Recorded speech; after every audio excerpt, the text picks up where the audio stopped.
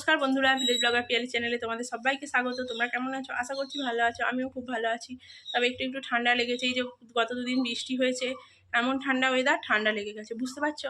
গরমে তো একদম গরম সহ্য হচ্ছে না, আবার এমন ঠান্ডা পড়েছে, ঠান্ডা লেগে যাচ্ছে। পাখাটা আসলে চালিয়ে শুয়েছি তো সেই ঠান্ডাটাই লেগে গেছে। আর আজকে অনেক সকাল সকাল পড়াতে গিয়েছিলাম, 6:30 থেকে বলেছি না যাবো, তো এখন 9:30 বাজে। যদিও আমি বাজার দোকান করে 8:30 পারফেক্ট হয় না, একটু দেরি হয়। পড়িয়ে নিয়ে বাজার দোকান করে একদম 9:30 ঢুকে গেছি, যেখানে 9:30 পড়ানো শেষ হয়। তো চলে এসেছি, আর খিদেও পেয়েছে, অনেক সকালে উঠে গিয়েছি। এখন খাবো, কি খাচ্ছি না খাচ্ছি সব শেয়ার করবো। সারাদিন আমার সঙ্গে থাকো, ভিডিওটা কন্টিনিউ করো, আশা করছি তোমাদের ভালো লাগবে। আসার সময় কর্মসংস্থান, তারপর ভিমবার, চিনি, চা আর একটু কাঁচা ছোলা নিয়ে এসেছি, ভিজিয়ে রাখবো কয়েকদিন ধরে খাওয়া যাবে মুড়ি দিয়ে, কেননা আবার আমাকে আগের ফর্মে ফিরে আসতে হবে। ভাত খাওয়া হয়ে যাচ্ছে, শরীর ভারী লাগছে, কষ্ট হচ্ছে, তাই আবার মাকে বলে সে রুটি করবে। দেখা যাক কন্টিনিউ করতে পারি কিনা। গরম করে দিয়েছে, সাথে আছে কালকের একটা রুটি, মানে মায়ের তরকারি হয়ে গেছে, চা খেয়ে নেবো। ওইদিকে মা রান্না বসিয়ে দিয়েছে, আর বিছানার চাদরগুলো এত নোংরা হয়েছিল সব তুলে রেখেছে আমি আসার আগেই। আর রান্না কি হচ্ছে সে তো তোমাদের পরে দেখাবো। আর ওগুলো কাচার জন্য রেখেছে। আজকে সার্ফটা শেষ হয়ে গেছে, তাই আজকে আর কাচা হবে না, কাল নিয়ে এলে, আগে তো আমাকে বলে দেয়নি, তাই কাল নিয়ে আসবো, নিয়ে এলে তারপর ওগুলো কাচা হবে। তো মা ওখানে রান্না করছে, আমি একটা কাজ করব, কি কাজ সেটা অবশ্যই দেখাচ্ছি তোমাদের, একটুখানি দাঁড়াও। তো তিলগুলো এখন ছড়বো, হাত দিয়ে তো ছড়া হয়, আর আমি একটা পদ্ধতিতে ছড়ি, সেটা হলো লাইলনের ব্যাগে দিয়ে ভেতরে দিয়ে আচার মারতে হয়, কিন্তু লাইলনের ব্যাগ নেই, আছে যেটা সেটা ভালো। তাই এই বস্তাটা চালের, এর মধ্যেই তিলটা ভরবো, ভরে দিয়ে ছড়বো না। তো মা ওতে ঢেলে দিচ্ছে, তারপর আমি আচার মারবো নিয়ে যে, জানি না বস্তা ফেটে যাবে কিনা। লাইলনের ব্যাগে দিই তো ভালো থাকে, বেশি দিও না, আবার যদি ফেটে ফুটে যায়। ঠিক আছে, রাখো, এবার আমি আমার কাজ সারবো। চালু করে দিয়েছি, দেখো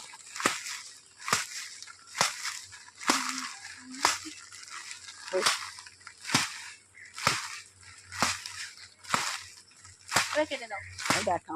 এতটা পরিষ্কার করতে পেরেছি, সব পরিষ্কার হয়নি, যেমন জাঁতাতে পরিষ্কার করলে একদম সাদা ফিট হয়, সেরকম হয়নি। তো আমি পরিষ্কার করে পাঁচড়ে নিয়ে এসে রেখেছি। এর ভেতরে ভেতরে অনেক সাদা সাদা মিশে আছে, তোমরা বুঝতে পারবে না। ওপরে ওপরে মা ডেলে ডেলে নিয়ে নেবে, বাকিগুলো পরে থাকবে, আবার পরে একদিন খুঁজে দেবো। এখন এবার একটু মেশিনে বসবো, একটু রোদ লেগে গেছে, 2 মিনিট দাঁড়াই, দিয়ে তারপর মেশিনে বসবো।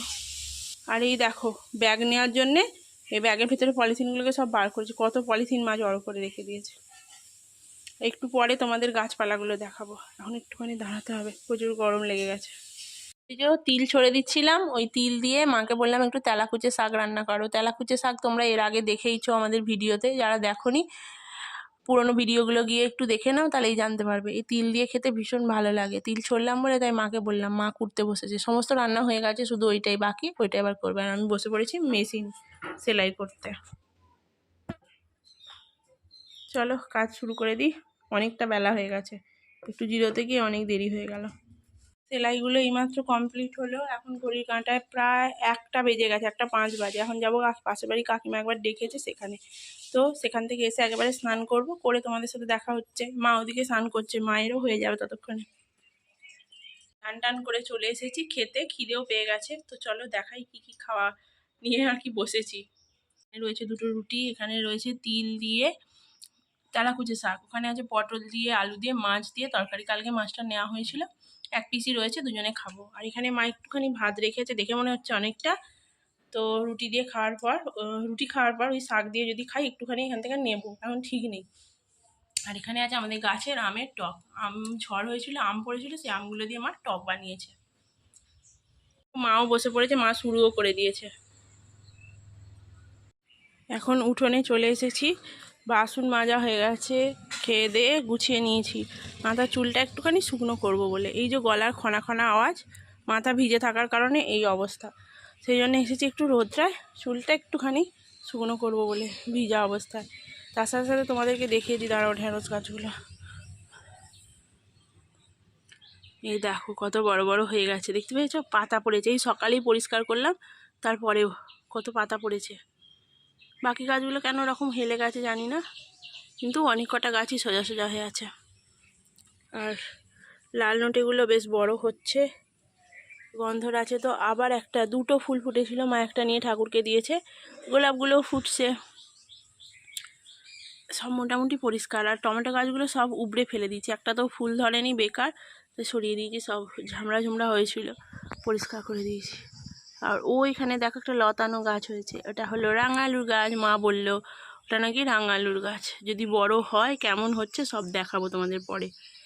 তার জন্য সব পরবর্তী ভিডিওগুলো তোমরা দেখো কিন্তু। তো এখন তো মাথাটা শুকনো করে একটু রেস্ট নেবো, তারপর বিকেলে আবার পড়ানো। এই মাত্র পড়ানো শেষ হলো, আর সেই কড়া ক্যাঁতাটা আজকে নিয়ে গেল। আর রুটি নিয়ে বসে পড়েছি। চাটা এখন ভীষণ প্রয়োজন, তার কারণ চেঁচিয়ে চেঁচিয়ে আমার গলা পুরো চিড়ে গেছে, খুসখুস করে কাশি পর্যন্ত হচ্ছে, আর ঠান্ডা তো লেগেইছে, তাই গরম চাটা এক্ষুনি আগে খাবো।